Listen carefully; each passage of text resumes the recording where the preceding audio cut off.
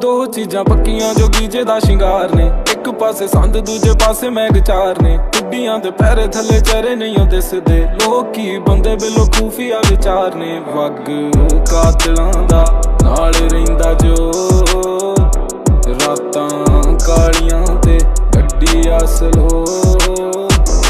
ਡੱਬੀ ਕਾਲ ਟੰਗੇ ਕਰਦੇ ਨੀ ਸ਼ੋ, ਲੂਈ ਕੰਡੇ ਖੜਦੇ ਆ ਵੱਜਦੀ ਟਰੈਪ ਤੇ। ਸਾਡੇ ਵਾਲਾ ਹੁੱਡ ਵੀ ਲੱਭਣਾ ਨੀ ਮੈਪ ਤੇ, ਸਿੱਧੀ ਕਾਲ ਲੱਗਣੀ ਨੀ ਨੰਬਰ ਆ ਟੈਪ ਤੇ।